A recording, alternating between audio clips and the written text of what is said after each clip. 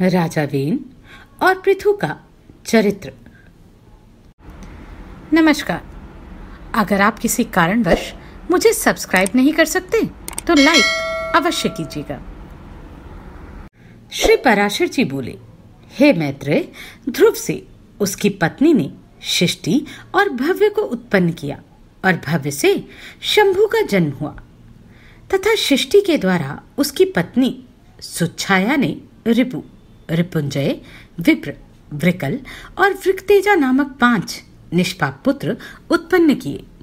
उनमें से रिपु के द्वारा बृहति के गर्भ से महातेजस्वी चाक्षुष का जन्म हुआ। चाक्षुष ने अपनी भार्या पुष्करिणी से, जो वरुण कुल में उत्पन्न और महात्मा वीरण प्रजापति की पुत्री थी, मनु को उत्पन्न किया, जो छठे मनवंतर के अधिपति हुए। तपस्वियों में श्रेष्ठ मनु से वैराज प्रजापति की पुत्री नड़वला के गर्भ में 10 महातेजस्वी पुत्र उत्पन्न हुए। नड़वला से कुरु, पुरु, शद्युम्न, तपस्वी, सत्यवान, शुचि, अग्निउष्टम, अतिरात्र तथा 9वां सुद्युम्न और 10वां अभिमन्यु, इन महातेजस्वी पुत्रों का जन्म हुआ। कुरु के द्वारा उसकी पत्नी आग्नेयी ने अंग, सुमना, ख्याति, क्रतु, अंगिरा और शिबी, इन 6 परम तेजस्वी पुत्रों को उत्पन्न किया। अंग से सुनीता के वेन नामक पुत्र उत्पन्न हुआ। ऋषियों ने उस वेन के दाहिने हाथ का संतान के लिए मंथन किया था। हे महामुने, वेन के हाथ का मंथन करने पर उससे वैन्य नामक महिपाल उत्पन्न हुए, जो पृथु नाम से विख्यात हैं और जिन्होंने प्रजा के हित के लिए पूर्व काल में पृथ्वी को दुहा था। श्री मैत्रेय जी बोले, हे मुनि श्रेष्ठ, परम ऋषियों ने वेन के हाथ को क्यों मथा, जिससे महापराक्रमी पृथु का जन्म हुआ? श्री पराशर जी बोले, हे मुने, मृत्यु की सुनीता नाम वाली जो प्रथम पुत्री थी, वह अंग को पत्नी रूप से दी गई थी। उसी से वेन का जन्म हुआ। हे मैत्रेय, वह मृत्यु की कन्या का पुत्र अपने मातमह अर्थात नाना के दोष से स्वभाव से ही दुष्ट प्रकृति हुआ। उस वेन का जिस समय महर्षियों द्वारा राजपद पर अभिषेक हुआ, उसी समय उस पृथ्वीपति ने संसार भर में यह घोषणा कर दी कि भगवान यज्ञ पुरुष मैं ही हूं। मुझसे अतिरिक्त यज्ञ का भोक्ता और स्वामी हो ही कौन सकता है। इसलिए कभी कोई यज्ञ, दान और हवन आदि ना करे। हे मैत्रेय, तब ऋषियों ने उस पृथ्वीपति के पास उपस्थित हो पहले उसकी खूब प्रशंसा कर सांत्वना युक्त मधुर वाणी से कहा, हे राजन, हे पृथ्वीपते, तुम्हारे राज्य और देह के उपकार तथा प्रजा के हित के लिए हम जो बात कहते हैं सुनो। तुम्हारा कल्याण हो। देखो, हम बड़े बड़े यज्ञों द्वारा जो सर्व यज्ञेश्वर देवाधिपति भगवान हरि का पूजन करेंगे, उसके फल में से तुमको भी छठा भाग मिलेगा। हे नृप, इस प्रकार यज्ञों के द्वारा यज्ञ पुरुष भगवान विष्णु प्रसन्न होकर हम लोगों के साथ तुम्हारी भी सकल कामनाएं पूर्ण करेंगे। हे राजन, जिन राजाओं के राज्य में यज्ञेश्वर भगवान हरि का यज्ञों द्वारा पूजन किया जाता है, वे उनकी सभी कामनाओं को पूर्ण कर देते हैं। वेन बोला, मुझसे भी बढ़कर ऐसा और कौन है जो मेरा भी पूजनीय है? जिसे तुम यज्ञेश्वर मानते हो, वह हरि कहलाने वाला कौन है? ब्रह्मा, विष्णु, महादेव, इंद्र, वायु, यम, सूर्य, अग्नि, वरुण, धाता, पूषा, पृथ्वी और चंद्रमा तथा इनके अतिरिक्त और भी जितने देवता शाप और कृपा करने में समर्थ हैं, वे सभी राजा के शरीर में निवास करते हैं। इस प्रकार राजा सर्वदेवमय है। हे ब्राह्मणों, ऐसा जानकर मैंने जैसी जो कुछ आज्ञा दी है वैसा ही करो। देखो, कोई भी दान, यज्ञ और हवन आदि ना करे। हे द्विजगण, स्त्री का परम धर्म जैसे अपने पति की सेवा करना ही माना गया है, वैसे ही आप लोगों का धर्म भी मेरी आज्ञा का पालन करना ही है। ऋषिगण बोले, महाराज, आप ऐसी आज्ञा दीजिए जिससे धर्म का क्षय न हो। देखिए, ये सारा जगत हवि अर्थात यज्ञ में हवन की हुई सामग्री का ही परिणाम है। श्री पराशर जी बोले, महर्षियों के इस प्रकार बारंबार समझाने और कहने सुनने पर भी जब वेन ने ऐसी आज्ञा नहीं दी तो वे अत्यंत क्रुद्ध और अमरशुक्त होकर आपस में कहने लगे, इस पापी को मारो मारो, जो अनादि और अनंत यज्ञ पुरुष प्रभु विष्णु की निंदा करता है वह अनाचारी किसी प्रकार पृथ्वीपति होने की योग्य नहीं है। ऐसा कह मुनिगणों ने भगवान की निंदा आदि करने के कारण पहले ही मरे हुए उस राजा को मंत्र से पवित्र किए हुए कुशाओं से मार डाला। हे द्विज, तदनंतर उन मुनीश्वरों ने सब और बड़ी धूली उठती देखी।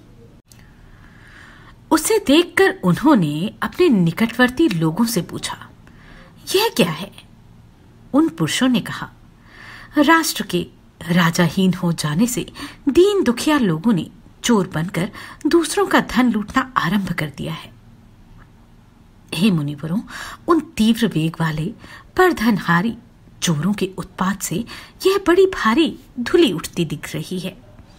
तब उन सब मुनीश्वरों ने आपस में सलाह कर उस पुत्रहीन राजा की जंघा का पुत्र के लिए यत्नपूर्वक मंथन किया। उसकी जंघा के मथने पर उससे एक पुरुष उत्पन्न हुआ, जो जले ढूंढ के समान काला, अत्यंत नाटा और छोटे मुख वाला था। उसने अति आतुर होकर उन सब ब्राह्मणों से कहा, मैं क्या करूं? उन्होंने कहा, निशीत अर्थात बैठ। अतः वह निषाद कहलाया। इसलिए हे मुनि शार्दुल, उससे उत्पन्न हुए लोग विंध्याचल निवासी पाप परायण निषादगण हुए। उस निषाद रूप द्वार से राजा वेन का संपूर्ण पाप निकल गया। अतः निषादगण वेन के पापों का नाश करने वाले हुए। फिर उन ब्राह्मणों ने उसके दाएं हाथ का मंथन किया। उसका मंथन करने से परम प्रतापी वेन सुवन अर्थात पृथु प्रकट हुए, जो अपने शरीर से प्रज्वलित अग्नि के समान दैदीप्यमान थे।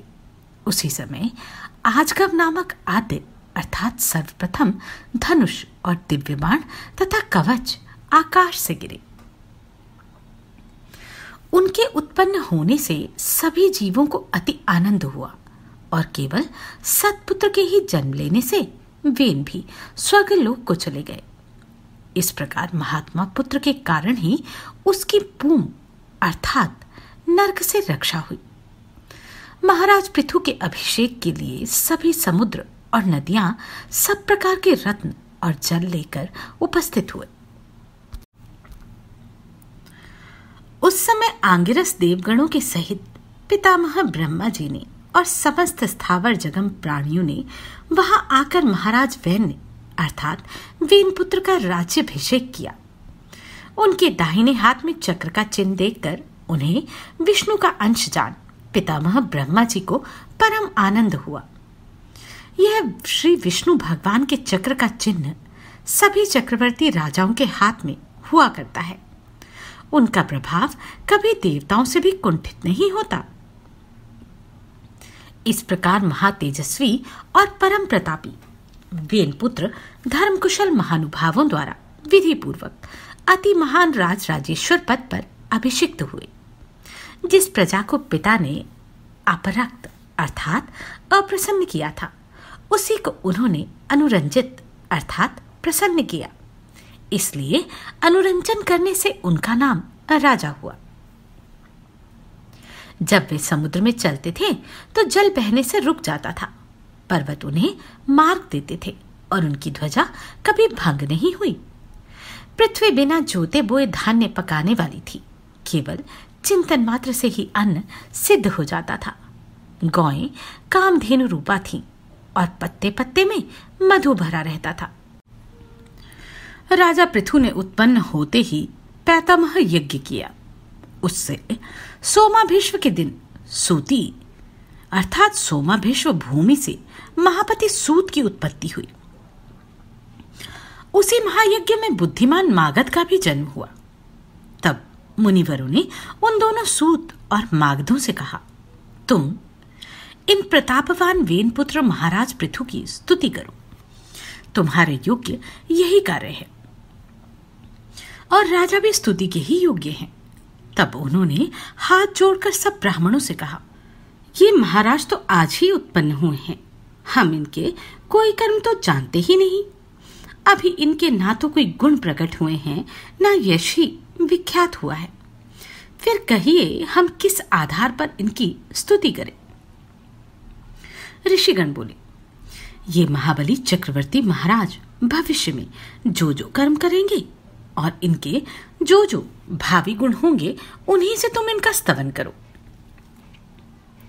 श्री पराशर जी बोले, यह सुनकर राजा को भी परम संतोष हुआ।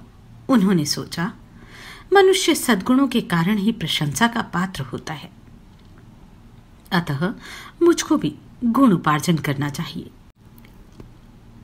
इसलिए अब स्तुति के द्वारा ये जिन गुणों का वर्णन करेंगे, मैं भी सावधानता पूर्वक वैसा ही करूंगा। यदि यहां पर ये कुछ त्याज्य अवगुणों की भी कहेंगे तो मैं उन्हें त्याग दूंगा। इस प्रकार राजा ने अपने चित्त में निश्चय किया। तदनंतर उन सूत और मागध दोनों ने परम बुद्धिमान वेननंदन महाराज पृथु का उनके भावी कर्मों के आश्रय से स्वर सहित भली प्रकार स्तवन किया।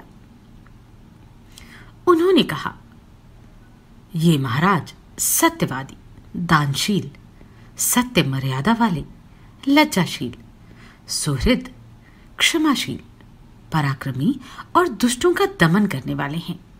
ये धर्मज्ञ, कृतज्ञ, दयावान, प्रियभाषी, माननीयों को मान देने वाले, यज्ञपरायण, ब्राह्मण्य, साधु समाज में सम्मानित और शत्रु तथा मित्र के साथ समान व्यवहार करने वाले। इस प्रकार सूत और मागध के कहे हुए गुणों को उन्होंने अपने चित्त में धारण किया और उसी प्रकार के कार्य किए। तब उन पृथ्वीपति ने पृथ्वी का पालन करते हुए बड़ी बड़ी दक्षिणाओं वाले अनेकों महान यज्ञ किए। अराजकता के समय औषधियों के नष्ट हो जाने से भूख से व्याकुल हुई प्रजा पृथ्वीनाथ पृथु के पास आई और उनके पूछने पर प्रणाम करके उनसे अपने आने का कारण निवेदन किया। प्रजा ने कहा, हे प्रजापति नृपश्रेष्ठ, अराजकता के समय पृथ्वी ने समस्त औषधियां अपने में लीन कर ली हैं, अतः आपकी संपूर्ण प्रजा क्षीण हो रही है। विधाता ने आपको हमारा जीवनदायक प्रजापति बनाया, अतः क्षुधारूप महारोग से पीड़ित हम प्रजाजनों को आप जीवन रूप औषधि दीजिए। श्री पराशर जी बोले, यह सुनकर महाराज पृथु अपना आजगव नामक दिव्य धनुष और दिव्य बाण लेकर अत्यंत क्रोधपूर्वक पृथ्वी के पीछे दौड़े। तब भय से अत्यंत व्याकुल हुई पृथ्वी गौ का रूप धारण कर भागी और ब्रह्मलोक आदि सभी लोकों में गई। समस्त भूतों को धारण करने वाली पृथ्वी जहां जहां भी गई, वहीं वहीं उसने वेनपुत्र पृथु को शस्त्र संधान किए अपने पीछे आते देखा। तब उन प्रबल पराक्रमी महाराज पृथु से उनके बाण प्रहार से बचने की कामना से कांपती हुई पृथ्वी इस प्रकार बोली, हे राजेंद्र, क्या आपको स्त्रीवध का महापाप नहीं दिख पड़ता जो मुझे मारने पर आप ऐसे उतारू हो रहे हैं? पृथु बोले, जहां एक अनर्थकारी को मार देने से बहुतों को सुख प्राप्त हो, उसे मार देना ही पुण्यप्रद है।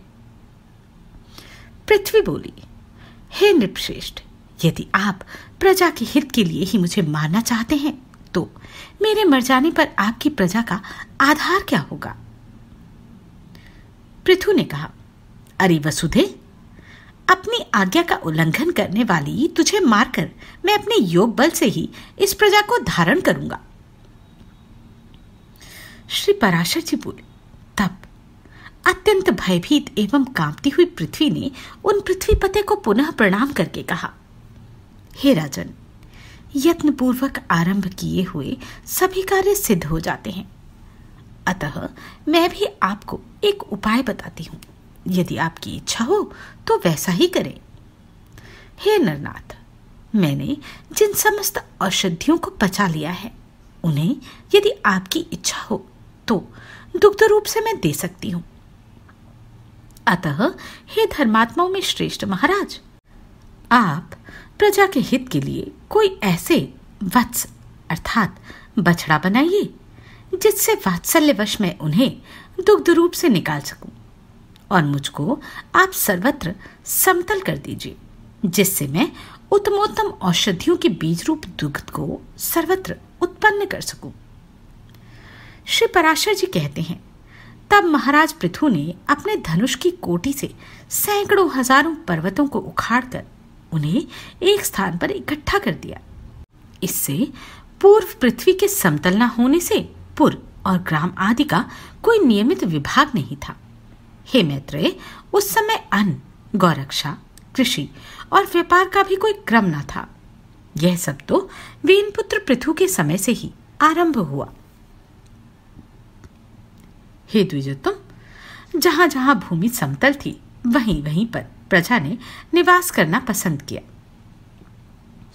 उस समय तक प्रजा का आहार केवल फल मूलादि ही था। वह भी औषधियों के नष्ट हो जाने से बड़ा दुर्लभ हो गया था। तब पृथ्वीपति पृथु ने स्वयंभू मनु को बछड़ा बनाया। अपने हाथ में ही पृथ्वी से प्रजा के हित के लिए समस्त धान्यों को दोहा। हे तात, उसी अन्न के आधार से अब भी सदा प्रजा जीवित रहती है। महाराज पृथु प्राणदान करने के कारण भूमि के पिता हुए, इसलिए उस सर्वभूत धारिणी को पृथ्वी नाम मिला।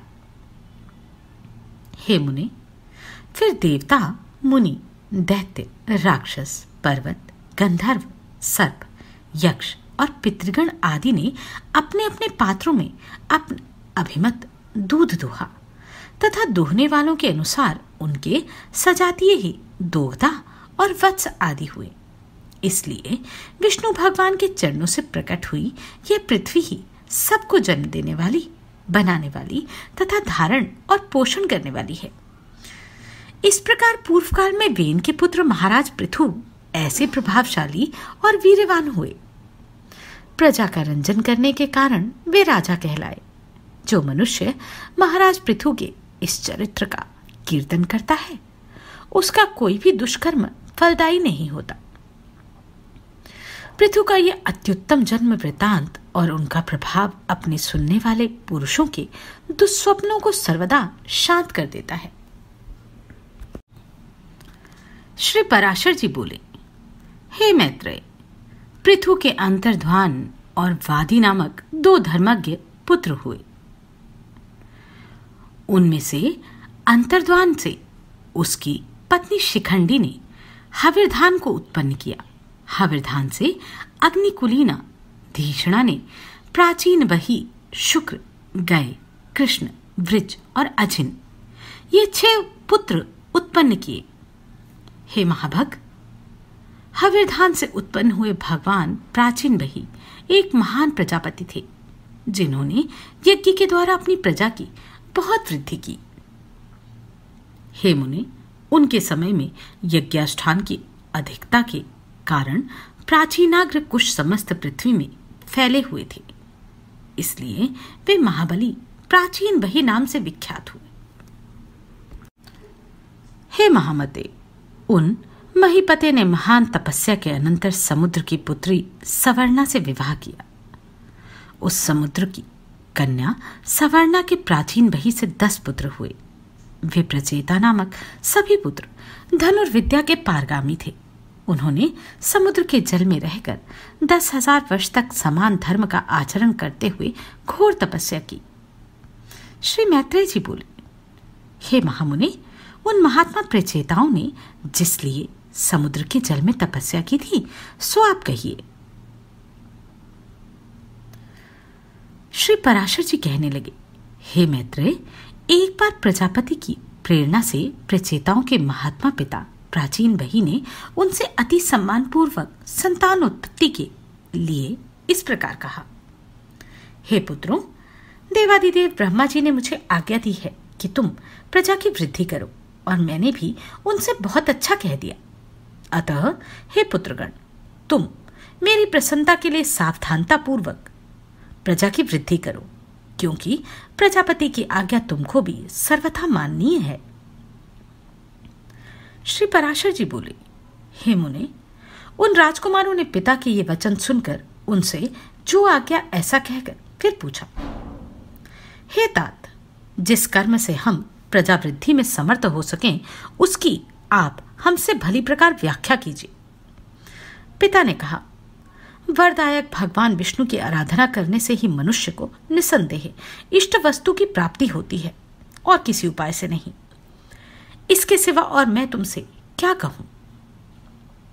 इसलिए यदि तुम सफलता चाहते हो तो प्रजा वृद्धि के लिए सर्वभूतों के स्वामी श्री हरि गोविंद को उपासना करो। धर्म, अर्थ, काम या मोक्ष की इच्छा वालों को सदा अनादि पुरुषोत्तम भगवान विष्णु की ही आराधना करनी चाहिए। कल्प के आरंभ में जिनकी उपासना करके प्रजापति ने संसार की रचना की है, तुम उन अच्युत की ही आराधना करो। इससे तुम्हारी संतान की वृद्धि होगी। श्री पराशर जी बोले, पिता की ऐसी आज्ञा होने पर प्रचेता नामक 10 पुत्रों ने समुद्र के जल में डूबे रहकर सावधानता पूर्वक तप करना आरंभ किया।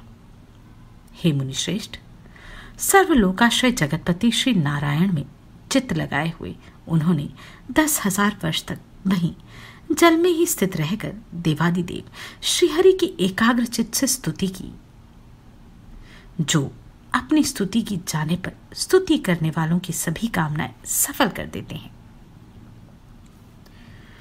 श्री मैत्रेय जी बोले, हे मुनिश्रेष्ठ, समुद्र के जल में स्थित रहकर प्रचेताओं ने भगवान विष्णु की जो अति पवित्र स्तुति की थी, वह कृपा मुझसे कहिए। पराशर जी बोले, हे मैत्रेय, पूर्व काल में समुद्र में स्थित रहकर प्रचेताओं ने तन्मय भाव से श्री गोविंद की जो स्तुति की वह सुनो।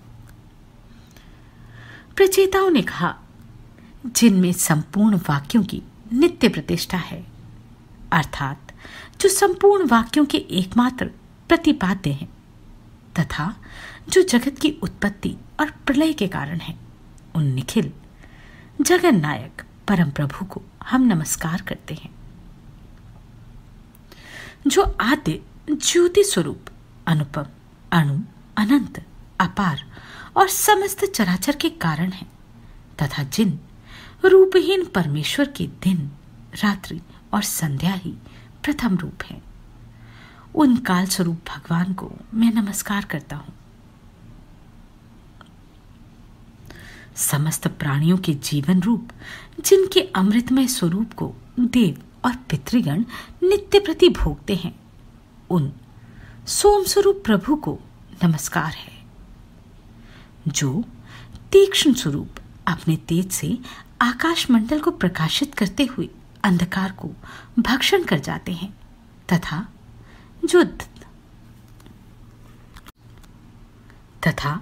जो घाम, शीत और जल के उद्गम स्थान है, उन सूर्य स्वरूप नारायण को नमस्कार है। जो कठिनता युक्त होकर इस संपूर्ण संसार को धारण करते हैं और शब्द आदि 5 विषयों के आधार तथा व्यापक हैं, उन भूमि रूप भगवान को नमस्कार है। जो संसार का योनि रूप है और समस्त देहधारियों का बीज है, भगवान हरि के उस जल स्वरूप को हम नमस्कार करते हैं। जो समस्त देवताओं का हव्य भुक और पितृगण का कव्य भुक मुख है, उस अग्नि स्वरूप विष्णु भगवान को नमस्कार है। जो प्राण, अपान आदि 5 प्रकार से देह में स्थित होकर दिन रात चेष्टा करता रहता है तथा जिसकी योनि आकाश है, उस वायु रूप भगवान को नमस्कार है।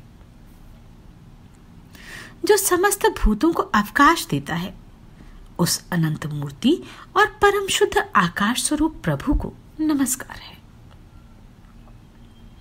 समस्त इंद्रिय सृष्टि के जो उत्तम स्थान है, उन शब्द स्पर्शादि रूप विधाता श्री कृष्ण चंद्र को नमस्कार है।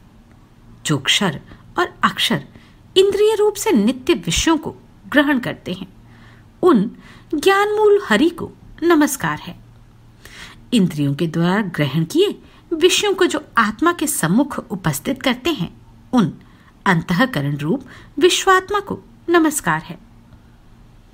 जिस अनंत में सकल विश्व स्थित है, जिससे वह उत्पन्न हुआ है और जो उसके लय का भी स्थान है, उस प्रकृति स्वरूप परमात्मा को नमस्कार है। जो शुद्ध और निर्गुण होकर भी भ्रमवश गुणयुक्त से दिखाई देते हैं, उन आत्म स्वरूप पुरुषोत्तम देव को हम नमस्कार करते हैं। जो अविकारी, अजन्मा, शुद्ध, निर्गुण, निर्मल और श्री विष्णु का परम पद है, उस ब्रह्म स्वरूप को हम नमस्कार करते हैं। जो न लंबा है, न पतला, न मोटा, न छोटा, न काला, न लाल, जो स्नेह अर्थात द्रव, क्रांति तथा शरीर से रहित एवं अनासक्त और अशरीरी अर्थात जीव से भिन्न है। जो अवकाश, स्पर्श, गंध और रस से रहित तथा आंख, कान विहीन, अचल एवं जीवा, हाथ और मन से रहित है। जो नाम, गोत्र, सुख और तेज से शून्य तथा कारणहीन है, जिसमें भय, भ्रांति, निद्रा, जरा और मरण इन अवस्थाओं का अभाव है। जो अरज अर्थात रजोगुण रहित, अशब्द, अमृत, अपलुत अर्थात गति शून्य और असमृत अर्थात अनाच्छादित है, ऐसे जिसमें पूर्वापर व्यवहार की गति नहीं है, वही भगवान विष्णु का परम पद है। जिसका ईशन अर्थात शासन ही परम गुण है, जो सर्वरूप और अनाधार है तथा जीवा और दृष्टि का अविषय है। भगवान विष्णु के उस परम पद को हम नमस्कार करते हैं। श्री पराशर जी बोले, इस प्रकार श्री विष्णु भगवान में समाधिस्थ होकर प्रचेताओं ने महासागर में रहकर उनकी स्तुति करते हुए 10,000 वर्ष तक तपस्या की। तब भगवान श्रीहरि ने प्रसन्न होकर उन्हें खिले हुए नील कमल की सी आभायुक्त दिव्य छवि से जल के भीतर ही दर्शन दिया। प्रचेताओं ने पक्षीराज गरुड़ पर चढ़े हुए श्रीहरि को देखकर उन्हें भक्ति भाव के भार से झुके हुए मस्तकों द्वारा प्रणाम किया। तब भगवान ने उनसे कहा, मैं तुमसे प्रसन्न होकर तुम्हें वर देने के लिए आया हूं। तुम अपना अभिष्ट वर मांगो। तब प्रचेताओं ने वरदायक श्रीहरि को प्रणाम किया। जिस प्रकार उनके पिता ने उन्हें प्रजा वृद्धि के लिए आज्ञा दी थी, वह सब उनसे निवेदन किया। तदनंतर भगवान उन्हें अभिष्ट वर देकर अंतर्धान हो गए और वे जल से बाहर निकल आए। श्री पराशर जी बोले, प्रचेताओं की तपस्या में लगे रहने से कृषि आदि द्वारा किसी प्रकार की रक्षा न होने के कारण पृथ्वी को वृक्षों ने ढक लिया और प्रजा बहुत कुछ नष्ट हो गई। आकाश वृक्षों से भर गया। इसलिए 10,000 वर्ष तक ना तो वायु ही चला, ना प्रजा ही किसी प्रकार की चेष्टा कर सकी। जल से निकलने पर उन वृक्षों को देखकर प्रचेतागण अधिक क्रोधित हुए और उन्होंने रोषपूर्वक अपने मुख से वायु और अग्नि को छोड़ा। वायु ने वृक्षों को उखाड़ कर सुखा दिया और प्रचंड अग्नि ने उन्हें जला डाला। इस प्रकार उस समय वहां वृक्षों का नाश होने लगा। तब वह भयंकर वृक्ष प्रलय देखकर थोड़े से वृक्षों के रह जाने पर उनके राजा सोम ने प्रजापति प्रचेताओं के पास जाकर कहा, हे नृपतिगण, आप क्रोध शांत कीजिए। मैं जो कुछ कहता हूं सुनिए। मैं वृक्षों के साथ आप लोगों की संधि करा देता हूं। वृक्षों से उत्पन्न हुई इस सुंदर वर्ण वाली रत्न स्वरूपा कन्या का मैंने पहले से ही भविष्य को जानकर अपनी अमृतमयी किरणों से पालन पोषण किया है। वृक्षों की यह कन्या मारिशा नाम से प्रसिद्ध है। यह महाभागा इसलिए ही उत्पन्न की गई है कि निश्चय ही तुम्हारे वंश को बढ़ाने वाली तुम्हारी भार्या हो। मेरे और तुम लोगों के आधे आधे तेज से इसके परम विद्वान दक्ष नामक प्रजापति उत्पन्न होंगे। वह तुम लोगों के तेज के सहित मेरे अंश से युक्त होकर अपने तेज के कारण अग्नि के समान होंगे और प्रजा की खूब वृद्धि करेगा। पूर्व काल में वेद वेताओं में श्रेष्ठ एक कंडू नामक मुनीश्वर थे। उन्होंने गोमती नदी के परम रमणीक तट पर घोर तप किया था। तब इंद्र ने उन्हें तपोभ्रष्ट करने के लिए प्रमलोचा नाम की उत्तम अप्सरा को नियुक्त किया। उस मंजू हासिनी ने उन ऋषि श्रेष्ठ को विचलित कर दिया। उसके द्वारा क्षुब्ध होकर वे 100 से भी अधिक वर्ष तक विषयासक्त चित्त से मंदराचल की कंदराओं में रहे। तब हे महाभाग, एक दिन उस अप्सरा ने कंडू मुनि से कहा, हे ब्राह्मण, अब मैं स्वर्गलोक को जाना चाहती हूँ। आप प्रसन्नतापूर्वक मुझे आज्ञा दीजिए। उसके ऐसा कहने पर उसमें आसक्त चित्त हुए मुनि ने कहा, भद्रे, अभी कुछ दिन और रहो। उनके ऐसा कहने पर उस सुंदरी ने महात्मा कंडू के साथ अगले 100 वर्ष तक और रहकर नाना प्रकार के भोग भोगे। तब भी उसके यह पूछने पर कि भगवान, मुझे स्वर्गलोक को जाने की आज्ञा दीजिए, ऋषि ने यही कहा, अभी और ठहरो। तदनंतर 100 वर्ष से कुछ अधिक बीत जाने पर उस सुमुखी ने प्रणय युक्त मुस्कान से सुशोभित वचनों से फिर कहा, ब्राह्मण, अब मैं स्वर्ग को जाती हूँ। यह सुनकर मुनि ने उस विशालाक्षी को आलिंगन कर लिया। आई शुभ्रू, अब तो तू बहुत दिनों के लिए चली जाएगी, इसलिए क्षण भर तो और ठहर। तब वह सुश्रोणी अर्थात सुंदर कमर वाली उस ऋषि के साथ क्रीड़ा करती हुई 200 वर्ष से कुछ कम और रही। हे महाभाग, इस प्रकार जब जब वह सुंदरी देवलोक को जाने के लिए कहती, तभी तभी कंडू ऋषि उससे यही कहते, अभी ठहर जा। मुनि के इस प्रकार कहने पर प्रणय भंग की पीड़ा को जानने वाली उस दक्षिणा ने अपने दक्षिणवश तथा मुनि के शाप से भयभीत होकर उन्हें न छोड़ा तथा उन महर्षि महोदय का भी कामासक्त चित्त से उसके साथ अहर्नि श्रवण करते करते उसमें नित्य नूतन प्रेम बढ़ता गया। एक दिन वे मुनिवर बड़ी शीघ्रता से अपनी कुटी से निकले। उनके निकलते समय वह सुंदरी बोली, आप कहाँ जाते हैं? उसके इस प्रकार पूछने पर मुनि ने कहा, हे शुभे, दिन अस्त हो चुका है, इसलिए मैं संध्योपासना करूंगा, नहीं तो नित्य क्रिया नष्ट हो जाएगी। तब उस सुंदर दांतों वाली ने उन मुनीश्वर से हंसकर कहा, हे सर्वधर्मज्ञ, क्या आज ही आपका दिन अस्त हुआ है? हे विप्र, अनेक वर्षों के पश्चात आज आपका दिन अस्त हुआ। इससे कहिए किसको आश्चर्य न होगा। मुनि बोले, भद्रे, नदी के सुंदर तट पर तुम आज प्रातः ही तो आई हो। मुझे भली प्रकार स्मरण है, मैंने आज ही तुमको अपने आश्रम में प्रवेश करते देखा था। अब दिन के समाप्त होने पर यह संध्या काल हुआ है, फिर सच तो कहो, ऐसा उपहास क्यों करती हो?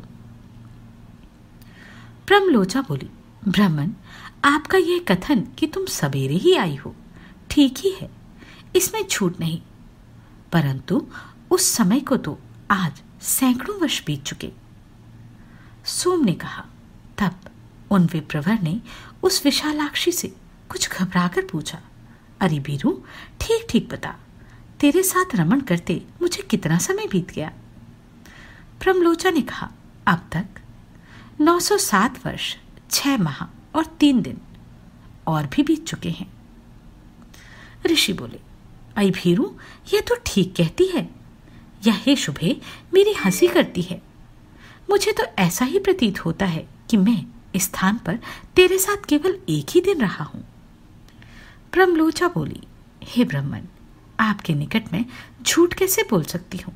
और फिर विशेषतः उस समय जबकि आज आप अपने धर्म मार्ग का अनुसरण करने में तत्पर होकर मुझसे पूछ रहे हैं। सोम ने कहा, हे राजकुमारों, उसके ये सत्य वचन सुनकर मुनि ने, मुझे धिक्कार है, मुझे धिक्कार है।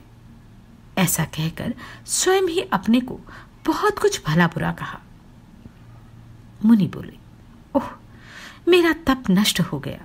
जो ब्रह्मवेताओं का धन था वह लुट गया और विवेक बुद्धि मारी गई। अहो, स्त्री को तो किसी ने मुंह उपजाने के लिए ही रचा है। मुझे अपने मन को जीतकर छहों उर्मियों से अतीत परब्रह्म को जानना चाहिए, जिसने मेरी इस प्रकार की बुद्धि को नष्ट कर दिया। उस कामरूपी महाग्रह को धिक्कार है। नरग्राम के मार्ग रूप स्त्री के संग से वेद वैद्य भगवान की प्राप्ति के कारण रूप मेरे समस्त व्रत नष्ट हो गए। इस प्रकार उन धर्मज्ञ मुनिवरों ने अपने आप ही अपनी निंदा करते हुए वहां बैठी हुई अप्सरा से कहा, अरे पापिनी, अब तेरी जहां इच्छा हो चली जा। तूने अपनी भाव भंगी से मुझे मोहित करके इंद्र का जो कार्य था वह पूरा किया। मैं अपने क्रोध से प्रज्वलित हुए अग्नि द्वारा तुझे भस्म नहीं करता हूं, क्योंकि सज्जनों की मित्रता साथ पग साथ रहने से हो जाती है। और मैं तो इतने दिन तेरे साथ निवास कर चुका हूं। अथवा इसमें तेरा दोष भी क्या है जो मैं तुझ पर क्रोध करूं? दोष तो सारा मेरा ही है, क्योंकि मैं बड़ा ही अचितेंद्रिय हूं। तू महामोह की पिटारी और अत्यंत निंदनीय है। हाय, तूने इंद्र के स्वार्थ के लिए मेरी तपस्या नष्ट कर दी। मुझे धिक्कार है। सोम ने कहा, वे ब्रह्म ऋषि उस सुंदरी से जब तक ऐसा कहते रहे तब तक वे भय के कारण पसीने में सराबोर होकर अत्यंत कांपती रही।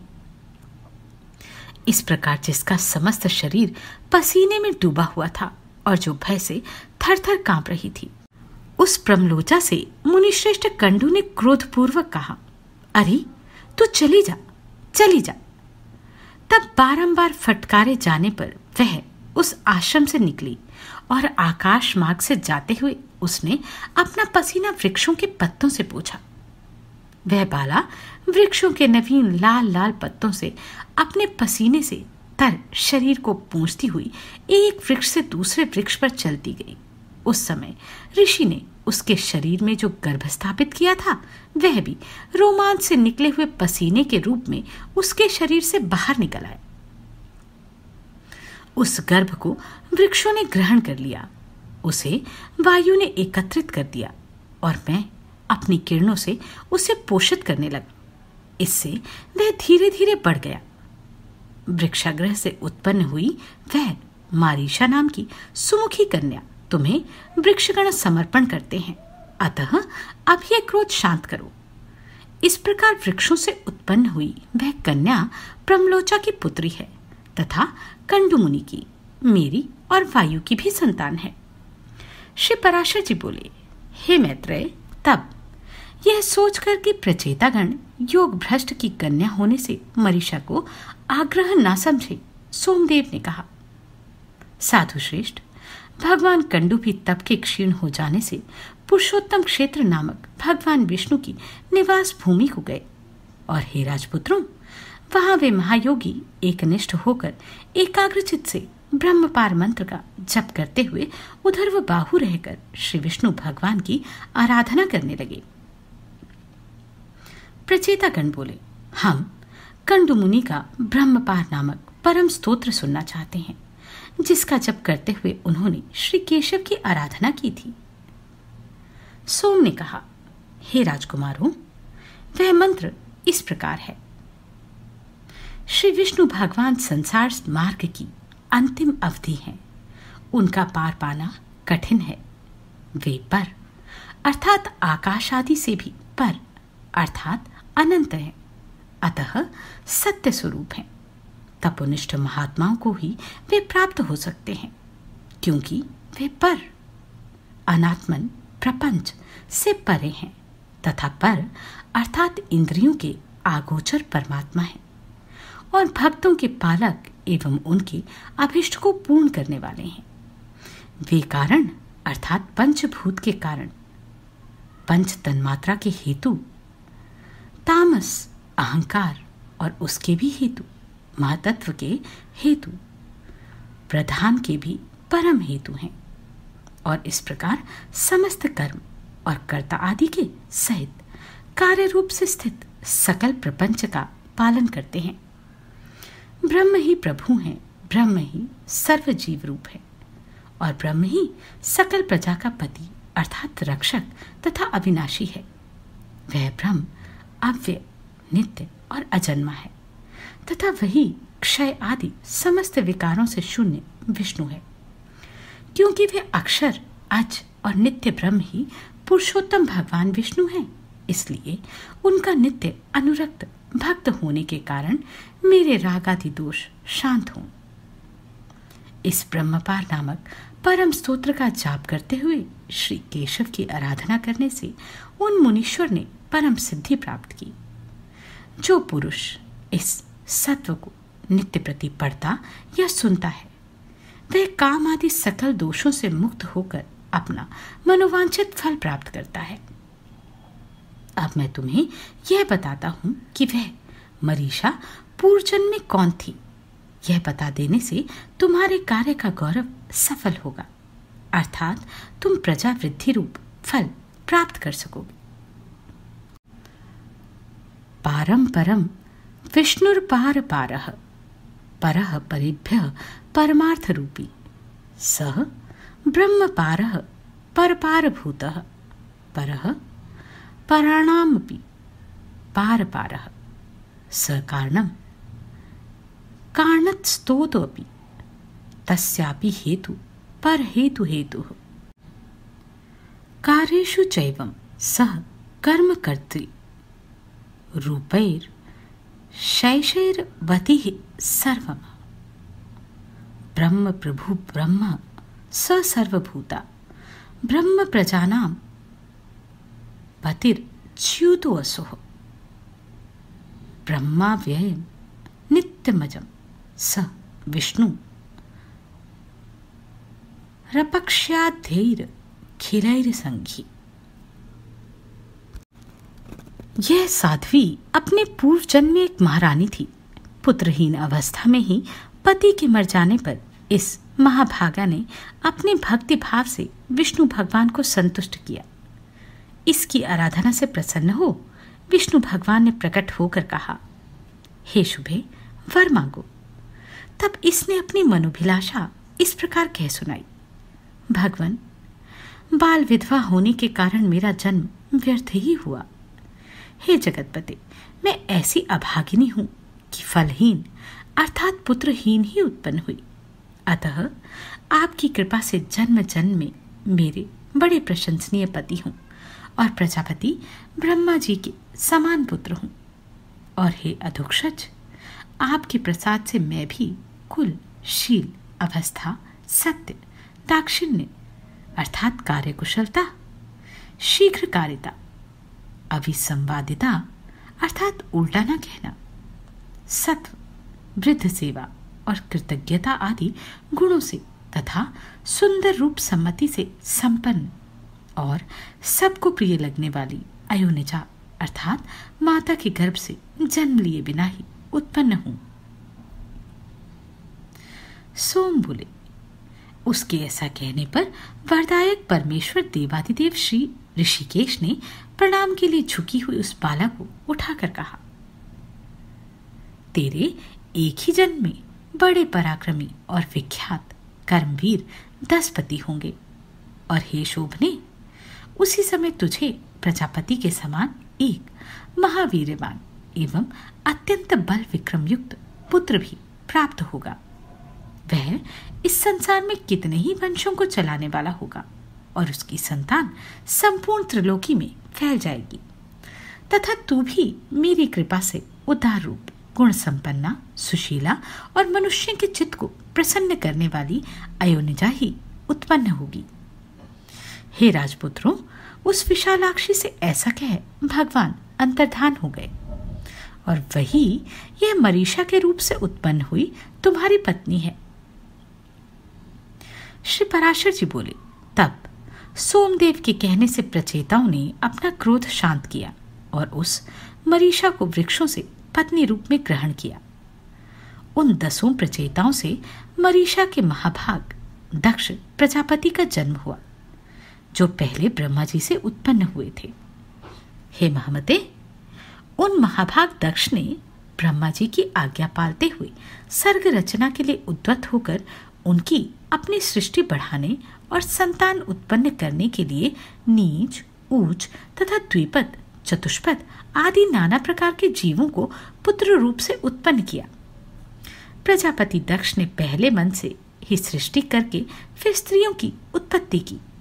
उनमें से 10 धर्म को और 13 कश्यप को दी तथा काल परिवर्तन में नियुक्त अश्विनी आदि से 27 चंद्रमा को विवाह दी। उन्हीं से देवता, दैत्य, नाग, गौ, पक्षी, गंधर्व, अप्सरा और दानव आदि उत्पन्न हुए। हे मैत्रेय, दक्ष के समय से ही प्रजा का मैथुन अर्थात स्त्री पुरुष संबंध द्वारा उत्पन्न होना आरंभ हुआ। उससे पहले तो अत्यंत तपस्वी प्राचीन सिद्ध पुरुषों के तपोबल से उनके संकल्प दर्शन अथवा स्पर्श मात्र से ही प्रजा उत्पन्न होती थी। श्री मैत्रेय जी बोले, हे महामुनि, मैंने तो सुना था कि दक्ष का जन्म ब्रह्मा जी के दाएं अंगूठे से हुआ था, फिर वे प्रचेता के पुत्र किस प्रकार हुए? हे ब्राह्मण, मेरे हृदय में बहुत बड़ा संदेह है कि सोमदेव के दौहित्र अर्थात देवते होकर भी वे फिर उनके ससुर हुए।